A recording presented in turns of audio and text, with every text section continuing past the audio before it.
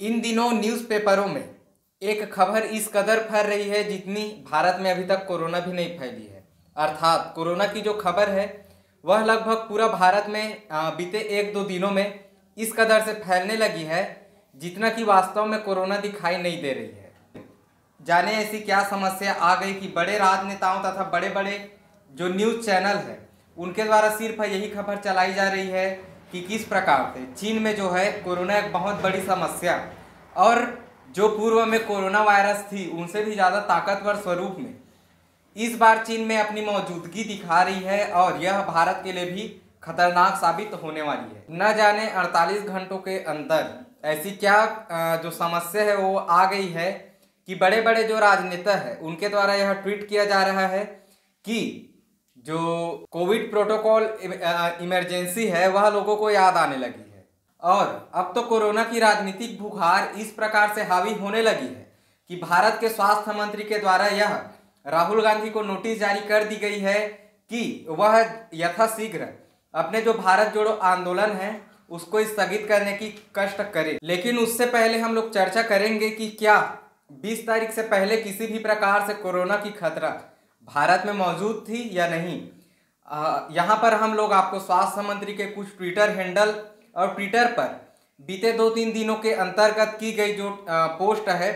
उन पर नज़र डालेंगे, जिसमें आप साफ तौर पर यह देख सकते हैं कि किसी भी प्रकार से कोरोना के खतरा को यहाँ पर नहीं दर्शाया गया है। 18 तारीख को प्रधानमंत्री नरेंद्र मोदी के द्वारा मेघालय और त्रिपुरा में एक रैली निकाली गई थी जिसमें किसी भी प्रकार से न तो आम लोग न तो बड़े राजनेता,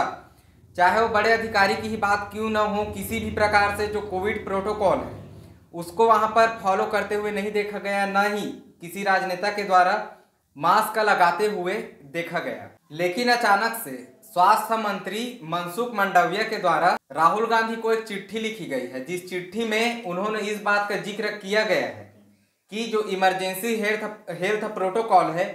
उसके चलते आपको जो भारत जोड़ो आंदोलन है उसको स्थगित की जानी चाहिए।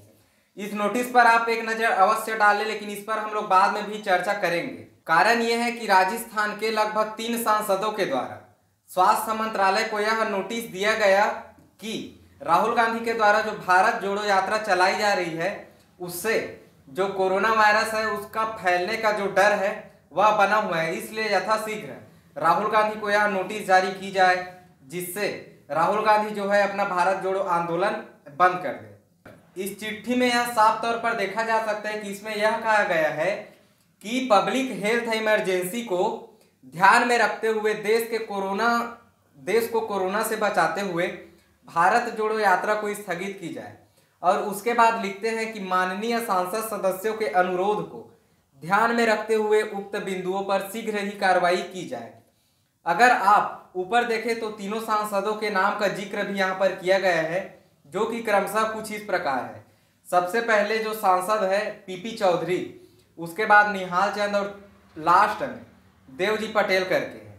जिसमें कांग्रेस के द्वारा यहाँ पर इस कमेंट का जवाब देते हुए भी यह कहा गया है कि किसी भी प्रकार से जो भारत जोड़ो आंदोलन है उसको रोका नहीं जाएगा, क्योंकि भारत में 19 से 20 तारीख तक किसी भी प्रकार से जो कोरोना का संक्रमण है वह फैलते हुए दिखाई नहीं दी गई थी। लेकिन अचानक से ऐसा क्या हुआ कि राजस्थान के कुछ सांसदों के द्वारा जब स्वास्थ्य मंत्रालय को यह संदेश जारी किया गया कि भारत जोड़ो आंदोलन से कोरोना वायरस फैलने का संक्रमण है, उसके बाद पूरा आप देख सकते हैं कि जो बड़े बड़े न्यूज़ चैनल है, बड़े बड़े दैनिक पत्रिका है, उनमें कोरोना वायरस की जो खबरें हैं वह चलाई जा रही है। हमारे द्वारा यहाँ यह कहीं भी नहीं कहा जा रहा है कि कोरोना वायरस को आप हल्के में लें। अपना जो हेल्थ प्रोटोकॉल है उसको आप बनाए रखें। कोरोना से जो बचाव है, जो उपकरण है, बार बार हाथ को धोते रहे, लोगों से दूरी बनाए रखें, मास्क लगाए रखें।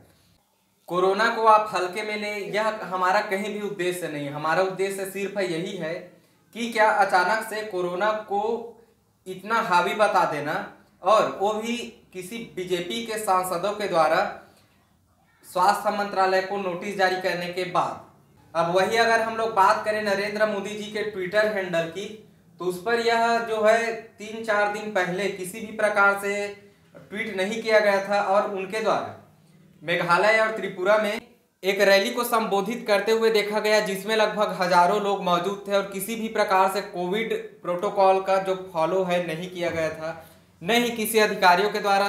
न ही किसी राजनेताओं के द्वारा और न ही किसी आम आदमी के द्वारा मास्क लगाया गया और न ही 2 गज दूरी को भी फॉलो किया गया था। और वही लगभग एक से 2 दिनों से यह जो वीडियो है यह भी काफी वायरल हो रहा है, जिसमें नरेंद्र मोदी जी संसद में तो मास्क लगाकर बैठे हुए दिखाई दे रहे हैं, लेकिन वही जब शाम को किसी शादी में जाते हैं तो वहां पर किसी भी प्रकार से मास्क उनके द्वारा नहीं लगाया गया है। तो इस पर भी आप अपना राय अवश्य दें।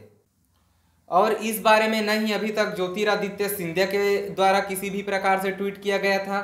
और न ही अमित शाह जी के द्वारा भी किसी भी प्रकार से ट्वीट यहाँ पर किया गया था और न ही एस जयशंकर जी के द्वारा भी किसी भी प्रकार से ऑफिशियली ट्वीट अभी तक के नहीं किया गया था। लेकिन यह ट्वीट सिर्फ जो राजस्थान के 3 सांसद है, बीजेपी के सांसद है, उनको यह समस्या होने लगी है कि भारत जोड़ो यात्रा के बाद यहाँ पर कोरोना वायरस फैलने की जो खतरा है वह बनी हुई है। इसलिए राहुल गांधी को चाहिए कि वह अपना जो है भारत जोड़ो यात्रा को स्थगित कर दे। और वही हिंदुस्तान टाइम्स की माने तो यहाँ पर जो पत्रिका है उसको आप देख करके साफ तौर पर यह अनुमान लगा सकते हैं कि भारत में जो है जो कोरोना वायरस है चीन में जिस प्रकार से फैल रही है उस प्रकार से भारत में उसके साइन दिखाई नहीं देते। कारण यह है कि भारत में लगभग 70% वैक्सीनेशन कंप्लीट हो चुकी है, जिसके बाद भारत में जो है कोरोना वायरस उतना तेजी से नहीं फैलने वाली है और अगर फैलेगी भी तो लोगों के अंदर जो इम्यूनिटी पावर है वह काफ़ी अच्छी स्थिति है, जिसके कारण से जो चीन में जो नुकसान का सामना वहां के आम लोगों को करना पड़ रहा है वह भारत के आम लोगों को कभी भी नहीं करना पड़ेगा, क्योंकि भारत में जो है वैक्सीनेशन काफ़ी अच्छा मात्रा में हुआ है। और जस्ट इसके बाद यह जो स्वास्थ्य मंत्रालय के जो नोटिस है राहुल गांधी को दिया गया है उसके जस्ट बाद कन्हैया कुमार का भी जो बयान आया है उसको भी आप अवश्य सुन लीजिए। इंस्टीट्यूशंस के भी बारे में सोचना पड़ेगा। पार्लियामेंट अचानक से बंद कर दिया गया, बताइए।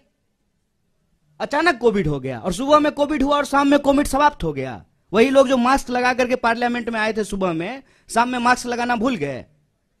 भीड़ में जाते हैं तो मास्क नहीं लगाते हैं। जब रैली में जाते थे, जब डेल्टा वेरिएंट था, दीदी ओ दीदी कर रहे थे बंगाल के चुनाव में जाकर के, डेल्टा वेरिएंट था, तब जो है मास्क नहीं लगा रहे थे।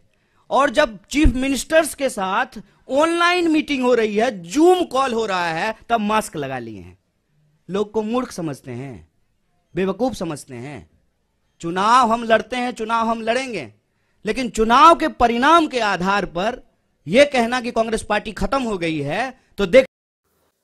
तो कन्हैया कुमार के बयान सुनने के बाद यह बात तो स्पष्ट हो जाती है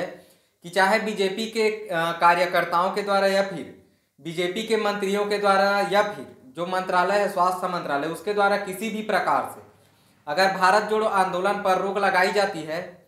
तो यह सब लोग नाकाम होंगे और किसी भी प्रकार से जो आंदोलन को रोकने का काम कांग्रेसियों के द्वारा नहीं की जाएगी।